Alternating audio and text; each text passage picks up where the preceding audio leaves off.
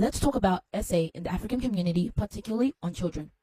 I've seen this TikTok go around. It's about this grandpa that got his 16-year-old granddaughter pregnant. He impregnated her. And it's literally so disgusting. Like, it just fills me with like rage and disgust. The fact that obviously these things are going on and they still go on today. Within the African community, a lot of SA happens to children, particularly girls. It does happen to boys too, but girls, it happens a lot. And it's like, when it happens, they don't listen to the girl. Like, they don't believe the victim. And they also, on top of that, they end up villainizing the victim, but we'll get onto that.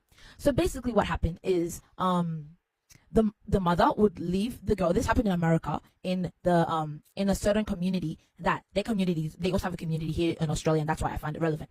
Anyways, so the mother would leave the girl. This girl's 16. The mother would leave the girl home and go to work, and the only one who would be home would be the girl and her grandfather. Her mother would do this repeatedly, leave her home with her grandfather. Little did she know that the grandfather was doing stuff behind the scenes. And the things that happens, because the girl was still literally a child, so the grandfather is considered a pedo. He's considered a, yeah. And they are manipulative people. And you'll find that maybe a whole lot of SA was happening behind the scenes before he even did that to her, because it happens in small little steps. People that see children in a sexual way are disgusting. Like, literally need to be prayed for. Like, that is so disgusting.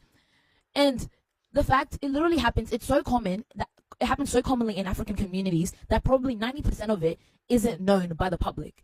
You find that, like, parents will leave children with a male adult or with the other gender adult. It can also happen to the same gender, obviously, but they'll leave them with someone who they don't fully trust and fully know. Even some people that you fully trust, sometimes it happens.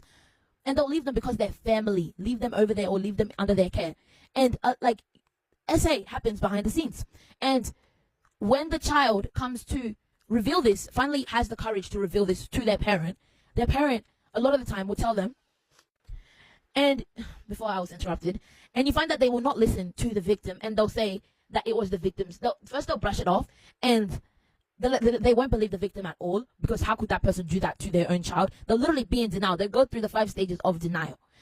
And it's either they like dismiss it and say that, oh no, that didn't happen, or they'll blame the child.